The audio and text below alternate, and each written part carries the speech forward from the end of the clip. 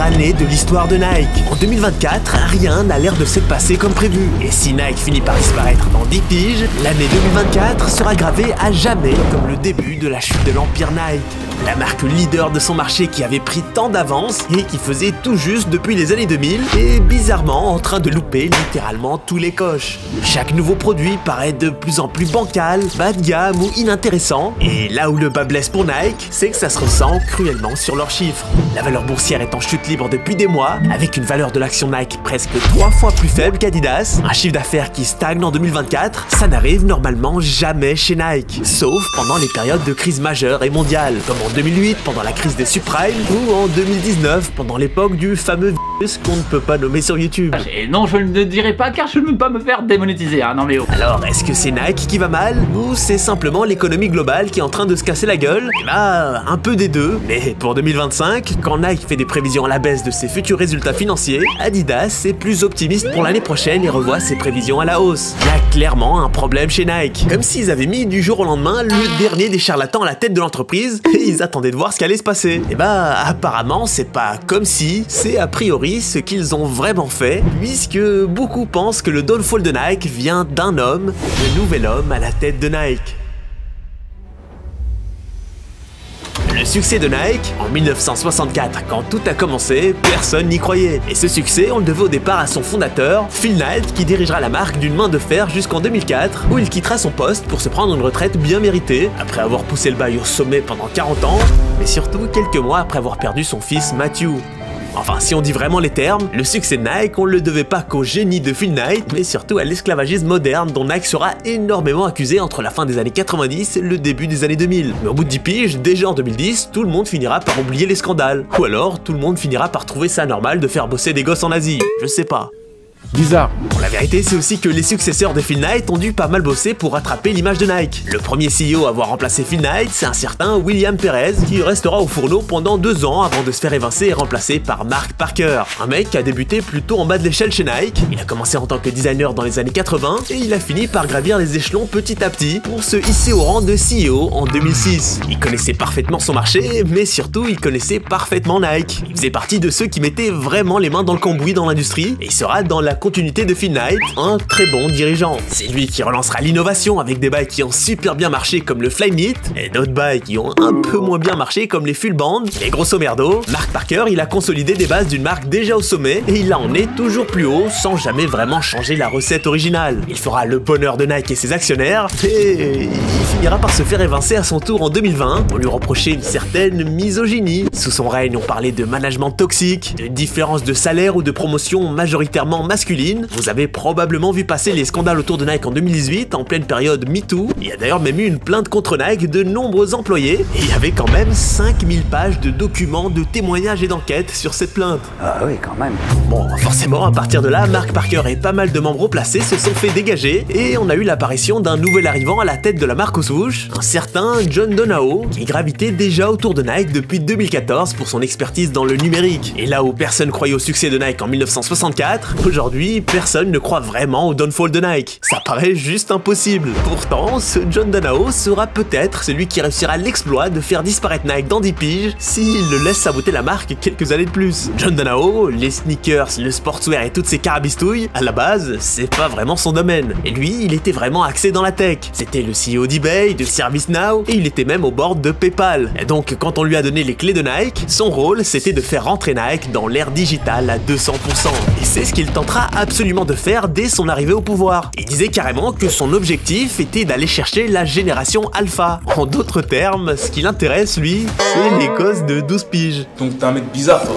C'est sous son impulsion qu'on aura par exemple Nikeland sur Roblox, un univers Nike dans un jeu vidéo joué par des gosses de 12 piges. Des outils comme NikeFit qui permettent de scanner ses panards pour trouver sa pointure parfaite. Il avait aussi pour objectif de rameuter beaucoup plus d'utilisateurs sur l'appli SNKRS. Et c'était chose faite. Le nombre d'utilisateurs avait augmenté de 80% en 2 ans.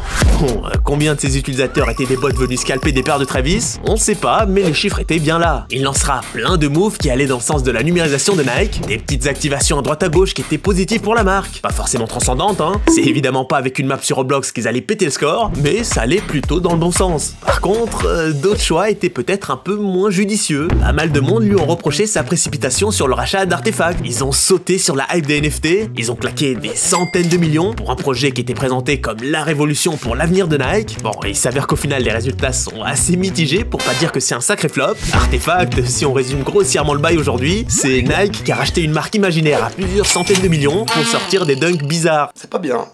J'ai bien aimé le...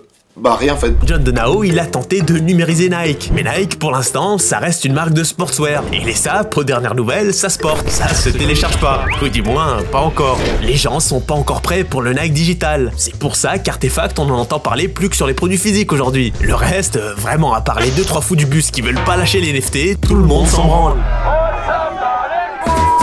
Mais la stratégie principale de Nike sous John Donahoe, c'était de faire en sorte que les gens achètent majoritairement via les sites et applications Nike. La fameuse stratégie DTC, Direct to Consumer. Le projet était simple, abandonner des centaines de distributeurs à travers le monde et vendre la quasi-totalité de leurs produits via leur propre plateforme. Ils arrêteront totalement de bosser avec Amazon, ils réduiront leur offre même chez des partenaires clés et historiques comme Foot Locker, tout simplement pour empocher encore plus de pognon sans partager avec des intermédiaires. Et bonne nouvelle, cette nouvelle stratégie a extrêmement bien marché, en tout cas pendant un an ou deux. Pour ceux qui l'auraient oublié, en 2020, quand John Donahoe a débarqué à la tête de Nike, il y avait le fameux virus qu'on ne peut pas nommer, ce qui a engendré des confinements et des magasins fermés pendant des mois, et donc forcément le timing était excellent. Tout jouait en faveur de sa stratégie DTC. Leurs ventes directes via internet ont littéralement explosé de 85%, leur marge aussi, logiquement, vu qu'ils partagent plus le gâteau avec des détaillants. Nike était à son prime et ils étaient même victimes de leur succès. Pour la première fois de son histoire, la marque aux souches était carrément en pénurie mondiale d'Air Force One. Non seulement parce que ça débitait de fou, mais aussi parce que, à cause du vous savez qui, les usines ne pouvaient pas produire au rythme habituel. Et à ce moment de l'histoire, John Donahoe disait même que les confinements changeraient le comportement des acheteurs pour toujours. Pour lui, à ce moment-là, ça y est, plus personne ne retournera en magasin physique. Mais tout s'est pas passé comme prévu. 4 ans après le lancement de cette nouvelle stratégie, Nike subit enfin le revers de la médaille, et violemment. Déjà en 2023, on voyait une chute drastique de leurs ventes sur internet. Malheureusement pour eux, et heureusement pour le reste du monde, le confinement n'a pas eu l'impact imaginé par John Donahoe. Les gens préfèrent encore sortir dehors, essayer leur paire, avoir du choix et voir s'il y a en magasin. Parce que si tu vas sur le site de Nike, logiquement t'as que des sneakers Nike. Là où chez les distributeurs, le choix est beaucoup plus large, varié et regroupé au même endroit. Nike était persuadé que le souche était assez puissant pour retourner le cerveau des gens, mais c'est littéralement l'inverse qui s'est produit. En quittant les distributeurs, le FC Sneakers Mainstream s'est tout naturellement tourné sur ce qu'il y avait à sa disposition. New Balance, Adidas, ASICS, etc. Toutes ces marques qui se faisaient souvent effacer par la Air Force One de Nike, qui était toujours dispo en magasin. Et bah maintenant, ils ont enfin fini par prendre le dessus et grignoter les ventes de Nike. Nike a perdu énormément sur le marché mainstream, mais pas que. Ils se sont aussi pris un revers sur le marché de la hype. Il y a un chiffre assez honteux qu'ils ont partagé eux-mêmes. Dans leur raffle sur la PSN KRS, seuls 7% de la demande était satisfaite. Ce qui veut dire que 93% des gens qui voulaient acheter une paire se sont fait recaler. C'est littéralement tout le monde, quoi. C'est pas fameux.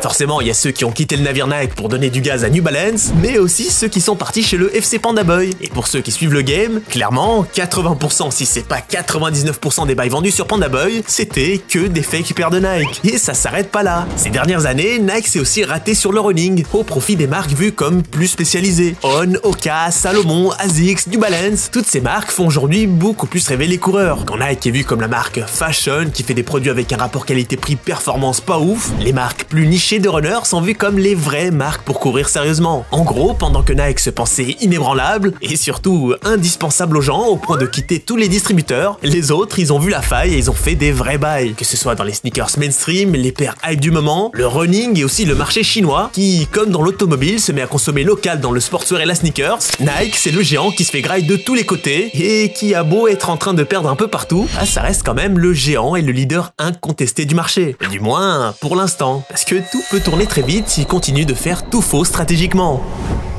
En 2024, ils ont fait face à beaucoup de bourbiers, que ce soit les galères de stock post-Covid, avec un excès de stock record pour Nike qui les a poussés à déstocker énormément de paires, le flop de la digitalisation trop prématurée, ils se sont graillés plus ou moins à la même porte que Zuckerberg avec Meta, mais surtout la stratégie direct to consumer qui s'est avérée pas du tout gagnante. Et bien du coup, qu'est-ce qu'ils vont faire pour conserver leur place de leader dans les mois et les années à venir? Virer John Donahoe, que beaucoup considèrent être un très mauvais dirigeant pour une entreprise comme Nike? Eh bah non. Nike a plutôt décidé de virer des milliers d'employés. Et pas n'importe lesquels, puisqu'ils ont aussi viré beaucoup d'employés haut placés, plus de 270 directeurs à différents niveaux d'hierarchie. Mais ce qui est le plus étonnant, c'est qu'ils ont viré une vingtaine de membres de leur branche innovation et 17 de la branche design. Ils ont aussi décidé de finalement faire marche arrière sur leur stratégie DTC et reviennent la queue entre les jambes chez beaucoup de détaillants, notamment Amazon, chez qui apparemment ils comptent revendre d'ici quelques mois. Et on dirait qu'il y a aussi une tentative de retour de stratégie sur la hype des rétros. On parle de comeback de Jordan 1 Off-White, de Jordan 1 Union, des tas de paires de Travis pour 2025, et au vu de la dernière grosse collab avec À Ma Manière, on sent que l'objectif, c'est pas vraiment d'aller vers l'innovation et la nouveauté en termes de design. Alors est-ce que le plan de Nike, c'est de faire un pas en arrière, de rester dans leur zone de confort et essayer de retourner à leur prime de 2017 pour sauver les meubles? Bah, on va pas mytho, on dirait bien que c'est le projet, hein. Mais vous en pensez quoi, vous? Est-ce que ça va suffire? On est vraiment en train d'assister gentiment au downfall de Nike. On fait pas du rap sale au mic en criant ON, rappeur noir et brillant, des belles formes et belles femmes, je suis friand. Je croque dedans, c'est comme une friandise. Mine de rien, je vends mes sons, c'est de la frappe, c'est ce que les clients disent. Envoie-moi 10 prods, rien que je les plie en 10. J'ai quelques lignes répréhensibles, pas mal de choix incompréhensibles, hein. Je te vends un bail, je veux le cash aussitôt. Je m'inspire des vrais techniciens, j'écoute aussi.